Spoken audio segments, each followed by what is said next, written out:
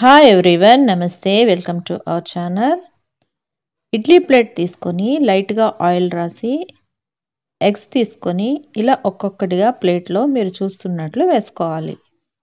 ఇలా వేసుకున్న తర్వాత కుక్కర్లో నీరు వేసి నీరు హీట్ అయిన తర్వాత ఈ ప్లేట్ని అందులో ఉంచి కప్పు పెట్టి మనం ఇడ్లీ స్టీమ్ చేసుకుంటాం కదా, సేమ్ అలాగే చేసుకోవాలి. అవి స్టీమ్ అయ్యేలోపు ఒక ప్లేట్లో కారం, పిల్లలకి ఇవ్వాలంటే కొంచెం కారం తక్కువ వేసి ఇవ్వచ్చు, సాల్ట్, పసుపు, చాట్ మసాలా, ఇది మంచి రుచినైతే ఇస్తుంది. ఈ ఫ్లేవర్స్ అన్నీ కూడా బాగా పట్టి ఉంచడానికి ఒక స్పూన్ కార్న్ ఫ్లోర్, ఆఖరిగా 2 డ్రాప్స్ నిమ్మరసం వేసి కలుపుకొని థిక్ పేస్ట్లా రావడానికి లైట్గా వాటర్ వేసి ఇలా కలిపేసుకుందాం.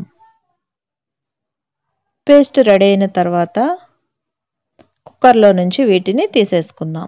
ఇవి స్టీమ్ అవ్వడానికి 2 మినిట్స్ చాలు, మంచిగానే ఉడికిపోతుంది. ఈ ఎగ్స్ ఇలా ప్లేట్లో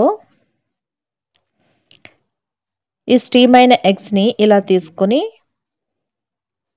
ఈ పేస్ట్లో డిప్ చేసుకుని పట్టించుకోవాలి. ఈ పేస్ట్ దీనికి పట్టేటట్టు బాగా ఇలా అటు ఇటు పట్టించుకోవాలి. ఇప్పుడు ప్యాన్లో ఆయిల్ వేసుకొని దీన్ని ఒక్కొక్కటిగా వేసుకుందాం. ఇవి ఎక్కువగా ఫ్రై అవసరం లేదు, కొంచెం ఫ్రై అయితే టర్న్ చేసేసుకోవచ్చు. ఇది టీ టైమ్ స్నాక్స్గా తినొచ్చు, లేదంటే రోజుకొక గుడ్డు తింటే మంచిది అని పిల్లలకి ఏ రూపంగానైనా గుడ్డు ఇవ్వాలి అనుకుంటే కొత్తగా ఇలా చేసి కూడా పిల్లలకి ఇవ్వచ్చు.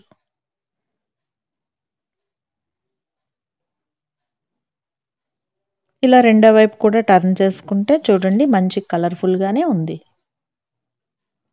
ఫ్రై అయిన తర్వాత ఒక ప్లేట్లోకి తీసేసుకొని వేడివేడిగా తినేయచ్చు. లేదు అంటే ఇలా కాకుండా ఉల్లి, టమాటా ముక్కలు అన్నీ కలిపి గ్రేవీ కూరలా చేసుకొని పైన వీటిని చేసుకొని రైస్తో తినొచ్చు. రోజు చేసుకునే గుడ్డు కూర కాకుండా ఇలా వెరైటీగా ఒకసారి చేసి చూడండి, బాగుంటుంది కూడా. హోప్ ఈ వీడియో మీ అందరికీ నచ్చిందని అనుకుంటున్నాను. రేపటి ఇంకో వీడియోలో మళ్ళీ కలుసుకుందాం. Have a good day, bye.